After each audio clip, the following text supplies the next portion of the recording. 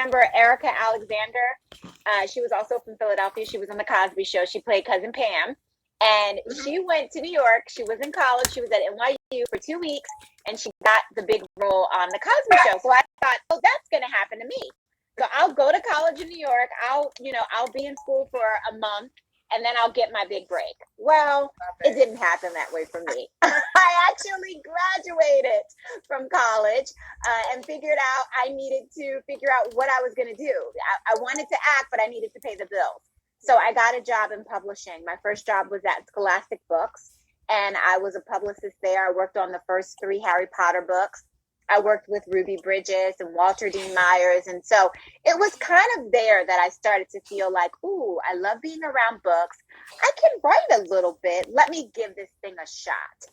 And I just started working on my first novel. It was complete trash. It's in the garbage somewhere.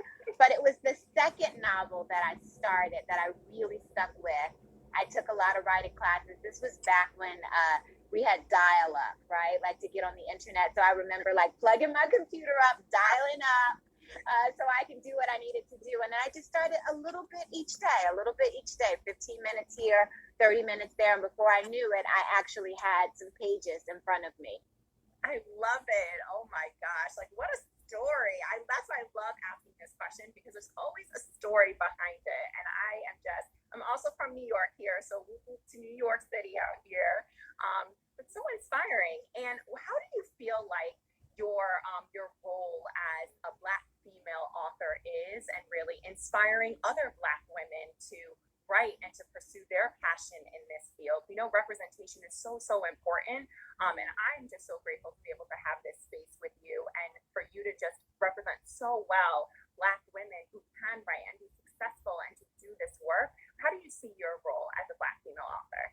Well, thank you for all of that. I have to be honest and say I don't think about it that often, because I think I'm Black, I'm female. That's just like what I am, and so it's how I walk around every day. And then I'm a writer. So I don't think so much about it as being my defining role. It's more so just who I am. But I think that as women in general, we have to be resilient. I wrote the book Yellow Wife because I discovered the story of a woman named Mary Lumpkin. And Mary Lumpkin was pretty much blotted from our history. And I feel as a writer, as a Black woman writer, it's my job. I feel like it's my calling now that I've written this first historical fiction. It feels like a calling, that it's kind of what I'm supposed to do is bring voices on the page that you may not have heard about and make it interesting so that you're learning something, but you're also so transported and so wrapped up into the story. There's no other place you'd rather be. But I'm doing it while I'm teaching you a little piece of our history. And so I do feel that calling, that charge now that I've written Yellow Wife. I love it. So I'm assuming more historical fiction in the works and in the future? Yeah, so I'm working on my 5th novel, but my 2nd historical fiction right now. Wonderful. Any little teasers around what it's going to be, or are you still very much in I'm in the beginning stages. I will say that it's where Yellow Wife took place in the 1850s, and it was pre-Civil War, and it was about a girl who grew up in slavery. The new book that I'm working on is actually in the 1940s and the 1950s. It takes place between Philadelphia and Washington, D.C. I will tell you that. And there are 2 very strong women characters who have surmountable challenges that they have to overcome. And at the center of the story, there's something that locks them together. Ooh, I cannot wait. I cannot wait. And shout out to all the love in the chat right now. And as we continue to go through our discussion, if you guys have any questions for Ms. Sadeqa Johnson, please feel free to put them in, and I will make sure to get to them. So I am curious, especially with historical fiction and a novel so heart-wrenching and very deep and profound as Yellow Wife. I mean, there were moments where I had to pause, come back to it, pause again. How do you take care of yourself as you are writing? I try to write in the morning. That's when I'm fresh. I start my day every morning. I start with prayer. I start with meditation, and then I'll go into a little bit of journaling, and then I'll do my writing. I normally work out at lunchtime. So I go for a run. most days, or strenuous walk, depending on how my knees are feeling. But I do my workout in the middle of the day, and that's really to kind of give me some distance from the work that I've done throughout the day. I also give myself the weekends off, particularly with Yellow Wife. I really needed that space because, as you mentioned, there were some very difficult scenes that I needed to feel in my body. And for me, it's not just writing. You know, my acting background comes into it for me as well because I'm actually feeling it. I feel like it's a bit of me, not that I'm acting the characters out, but I'm letting them use my body to tell the story. And so it's kind of coming through me. And so I feel much like the conduit, like I'm just catching what I hear and I'm typing it down on the page. And so that could be a bit exhausting, but it's also very exhilarating. You know, when I do it and I get it right, I walk away feeling like, yes, you know. So little things that I would do is like take the weekends off. I didn't take a lot of time off from the subject because I had to stay immersed in it.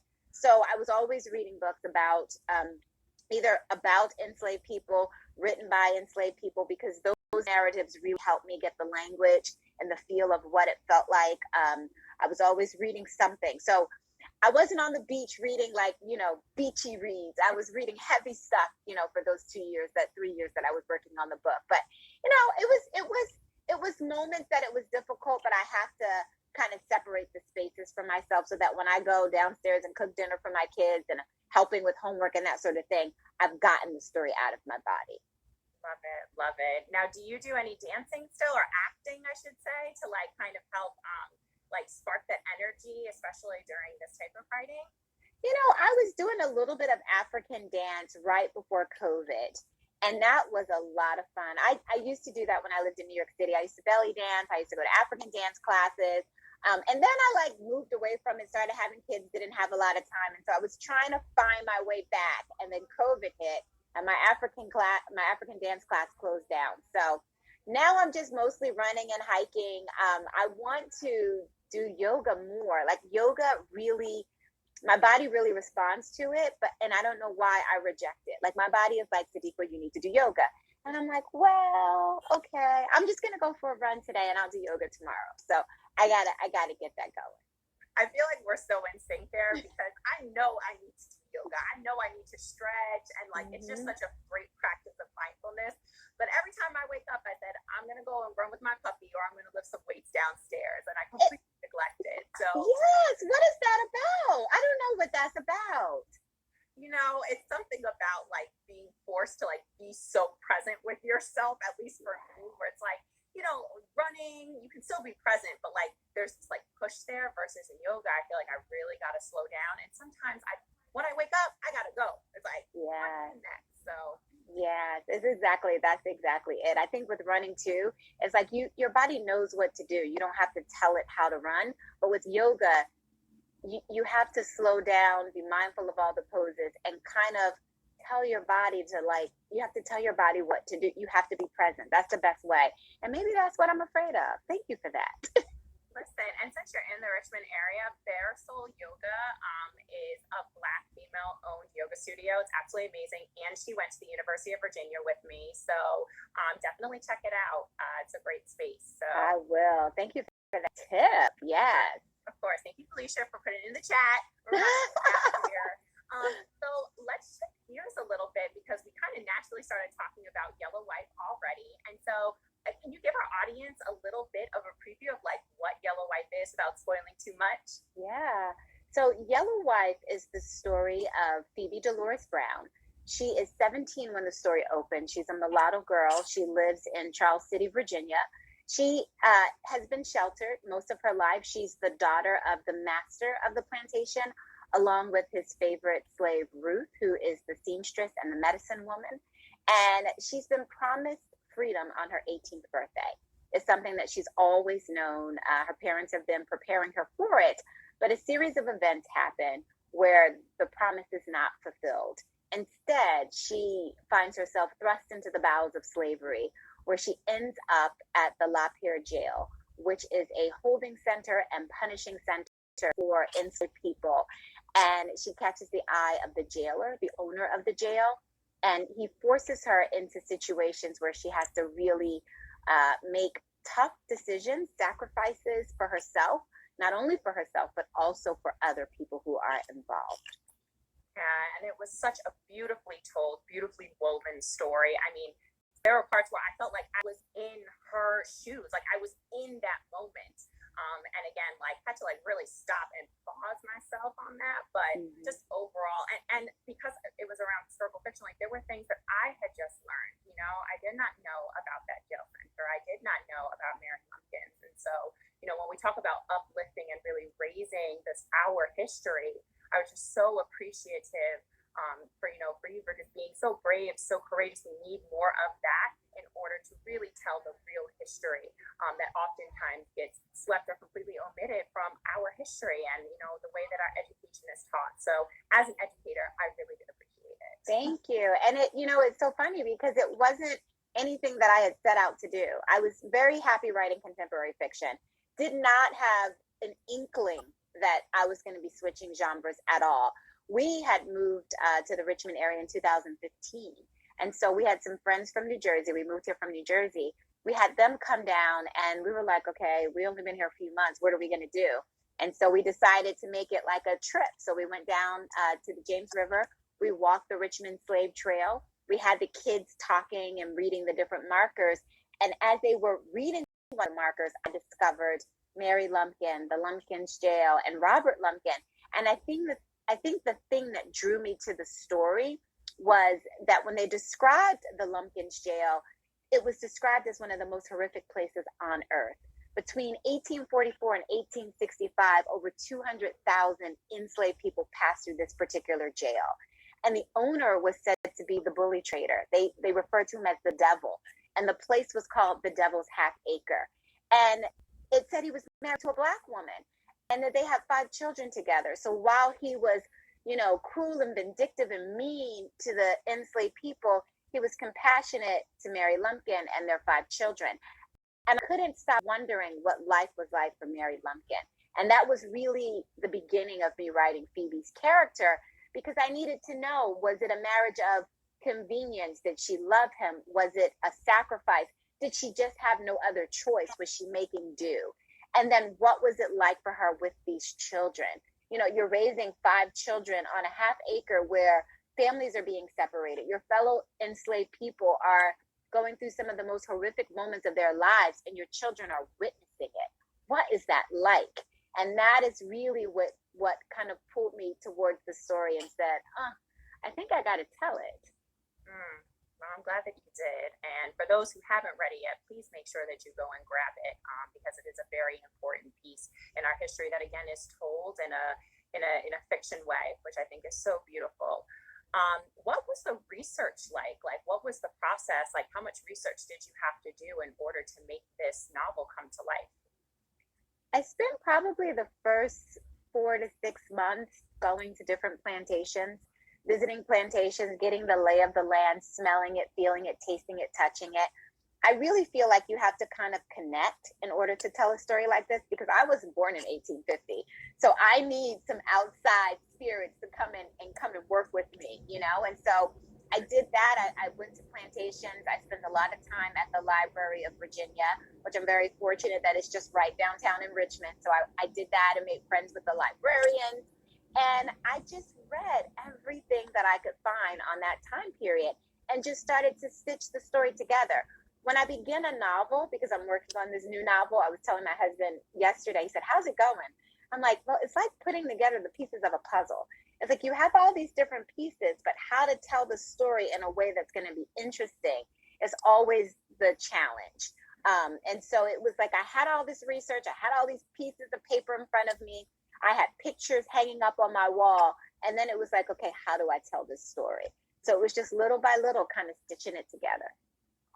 Now, I know sometimes, around books that center around slavery, it can be a trigger point for a lot of people, especially our Black community. And so, like, what do you really want people to take away from this, aside from it being, it's so much more than just a story that's taken place during slavery, right? Like, it's a story around sacrifice. It's a story, around love and, like, protection and finding of oneself and freedom. Like, what do you really want people to take away after they read this book?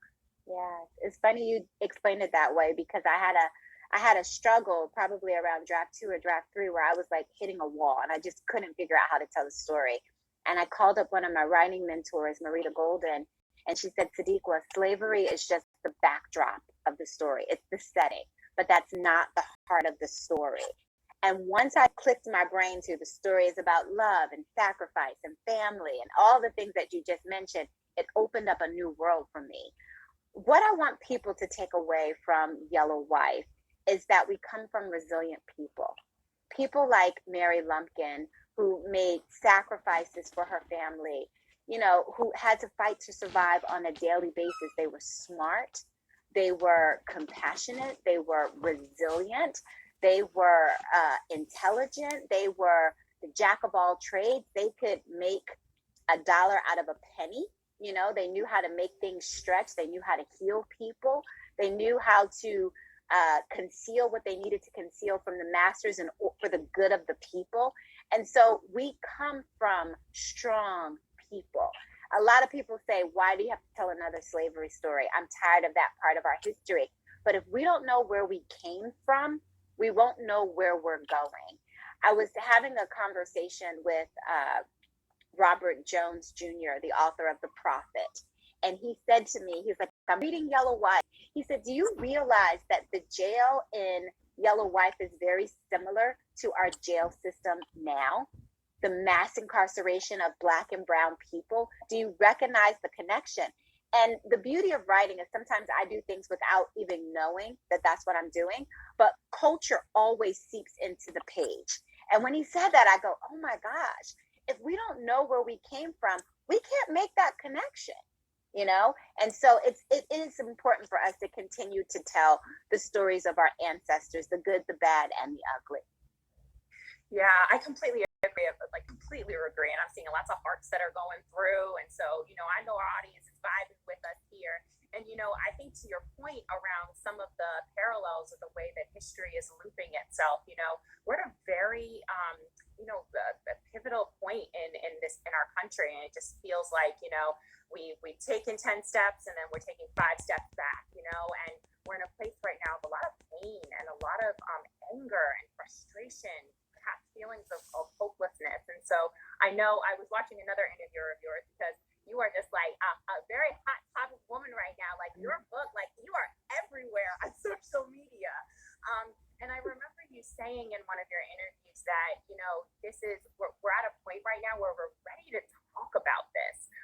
And so like, how do you feel like what's happening potentially right now, and like kind of like how that's paralleling with some of the topics that are coming up in your book? Like, or how do you see that between like what's happening now?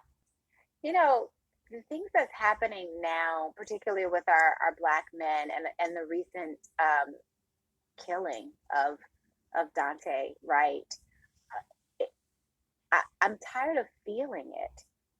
Like when I'm really honest with myself, it's like I don't want to feel that pain anymore. You know, like I don't want to feel it. I don't want to watch the news. I don't want to read about it. I just don't want it to happen. But the sad reality is that it happens, right? And it's going to keep happen. It's going to keep happening. And so, as a writer, what I can do is take all of that and put it into a story to honor people who have gone through, you know, painful events, but also to give a voice to them, that you were here, that we love you, that we hear you, that we feel you, you know. It's a difficult period of our history, but what our enslaved people went through was also a very difficult point of our history. And the new book that I'm writing in the 40s and the 50s is a very difficult point of our history. And so it's a cycle. It just continues. It continues. But I think the only way for us to get off this hamster wheel, have these conversations, you know, is to be able to talk with it, and not just amongst each other, but to go out of our circle and have the conversation with, you know, the other side and say, listen, you know, I'm a mama. I have a son. I have a 17-year-old son who right now is driving himself back and forth to work. I am afraid until he opens the door every night.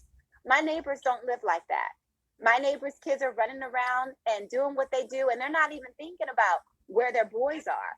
But that is a constant worry for me, you know? And so we got to have these conversations so that we can get to that nitty gritty, to the soil and replant some seeds and start something new, because it's not where we are right now. We're not doing anything. We're on the hamster wheel. So it's time for us to get off and really have the conversation. Yeah, yeah, and I think like, hearing you talk about, what happened in 1850 and then in 1940, 1950, I just finished reading The Warmth of Other Suns. Very similar around where Jim Crow was and how blacks are migrating now from the South to escape all the way up north. And it just feels like, we continue to be on this, as you described perfectly, this hamster wheel. But what I appreciate about, amazing black authors like yourself is that you are creating a story that is allowing these conversations to happen, whether it is right now and whoever is in this space to hear it, that hopefully will take it and spread it to more people. And I love how you say the importance of really branching out outside of our circle. Like, we do need to make sure that we are having these conversations with everyone, and just like to replant new seeds. Like, this is something where like I just feel like we got to tear down to rebuild. And so I just beautifully captured that. So my last question around Yellow White is, did you have any favorite characters outside of Phoebe? She's obviously our main protagonist, but were there other characters that just like really caught your heart? Yeah, I love July. July really, she was like my little sister as I was writing her. I could picture, I have a 15-year-old daughter and a 13-year-old daughter, and I could just kind of picture them as July was moving through the story. So she's the character who I really enjoyed. I loved writing Phoebe's mother. Ruth was such a strong character. Her being a medicine woman and being able to heal people and all of her little healing devices and herbs. I always feel as if I was born in a different time period, I would have been following Ruth around, trying to learn her medicine and how to heal people. And, if I had been born at another time, even being a midwife and that sort of thing. So being able to give all of my curiosity to Ruth and really develop that. I started a garden very, very soon after. Actually, COVID got me starting a garden because we were stuck at the house. But I was thinking a lot about Ruth and my great grandmother who had a garden. And I grew up in Philadelphia, so she had a plot in South Philadelphia. I guess they had this really big lot, and they gave each person a plot. I remember going to her little plot and helping her do whatever we did, and so it was nice to be with Ruth as she got her hands in the dirt. And then last year I was able to kind of like get my hands in the dirt. I'm looking at my dead garden and I'm like, it's April. You probably need to get started again if you're going to do it this year, because I did enjoy it, but it's a lot of work. I hear it is very therapeutic. It personally is not for me yet, but my mom is really into gardening, and so potentially as I grow older, I will embrace a lot of that, because she is just, there's something about being connected to the earth in that way. I feel like it's so grounding. So, well, I'm excited. I hope you get back into it as we enter, into the rest of spring and the summer. Yeah. Is there any advice that you would give to any of our aspiring writers out here? Just take it 10 minutes a day. I know it feels like there's a mountain to climb in writing a book, but trust me, books don't get written in a day. My very first novel, Love in a Carry-On Bag, took me over 10 years to finish. And that was a combination of me working a full-time job, having children, getting married, and just every day fooling with the book here and fooling with the book there. Not only did it take me 10 years to finish my first novel, when I was finished, my agent wasn't able to sell it. And so I had to then start a publishing company and put the book out myself. Wow. So you cannot quit on your dream, because if I had let the people who told me no for Love in a Carry-On Bag define who I was going to be as a writer, I wouldn't be here today. So you have to believe in yourself like nobody else does. In order to write a book, you have to be a little bit disciplined, and it doesn't have to be a large discipline. One of my writing teachers said 10 minutes before bed. If you write every night 10 minutes before bed, before you know it, it's 20 minutes, then it's 30 minutes, and then you look up and you have 50 pages in front of you. And so it's a journey. It's not a destination. So just start with little baby steps and you will get there. Absolutely love it. Well, great advice. And like really for everything too, you know, whether it's writing, whether it's teaching, any craft, like just take those baby steps. I know I'm really taking that away. Sometimes I can get overwhelmed, but I will take that with me. Well, Sadeqa, thank you so much for just sharing this space with me tonight, for diving into her or really your story. Your background is so fascinating, and I cannot wait until book number 5 comes out. I will be in line, ready to go. I know somebody had put in the chat, like, where can we order your book? I'm assuming on Amazon or are there any other places that you are definitely recommending? So for Yellow Wife is sold everywhere that books are sold, including Target, which is a really big deal. So you can go to Target, Amazon, Barnes and Nobles, support your local booksellers where possible. I know we had some people from Philly. I love Harriet's bookstore. Janine Cook is a good friend of mine. So definitely support your local bookstores. If you want to get signed copies of my other 3 novels, And Then There Was Me, Second House from the Corner, and Yellow Wife, if you go to my website, sadeqajohnson.net, you can order the books there. I will personally autograph them and get them out in the mail to you. Wonderful. We had a question that came up in the chat. So how do you think the book can help with the conversation we still have in our community today around colorism? I really love writing about colorism. Colorism is very prevalent in the book that I'm writing now that takes place in the 40s and the 50s. Ooh, that's a good question. I hate to say I don't know, because it's so embedded in us, right? Like colorism is so embedded in our culture. It's something that we're not always 100% conscious of that we are doing, because it's been handed down for generations. I know in my family, my grandmother would say things that now I'm like, oh, that is not politically correct. My mom, like, how could you say that? So it's so deeply rooted, embedded in our culture, and passed down from generations to generations. It's like, oh my gosh, how do we unbraid all of this? And it goes back to slavery, and you see it played out over the decades, over the years, in the way that we move through the world. And so, if you figure that out, please let me know. I'm just looking to see if I hopefully did not miss any questions. But if there are any questions, folks, please feel free to put it in the chat, because otherwise we are going to close out on this beautiful Wednesday. Sadeqa, thank you again so much. I really appreciate it. This was actually my first Soul of Soul live, IG live out here. So you did a fabulous job. You were prepared. You seem like you are like the host on like a really cool talk show. You got it.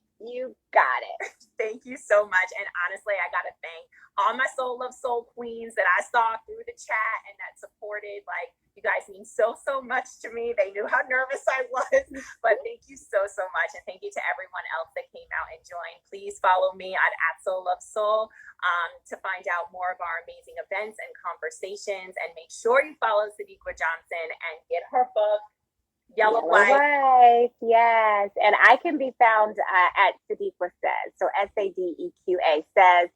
My website is sadeqajohnson.net. You can get autographed copies of my first 3 books, and you can also get a copy of Yellow Wife. So please take a look. And thank you. Of course. Thank you, Queen. Enjoy your evening, everybody. I send you off with so much love and light. Continue to protect yourself, whatever it is, to stay safe. Lots of self-care as we continue to move through this week. And please enjoy. Have a good night, everybody. Thank you, Sadeqa. All right. Thank you.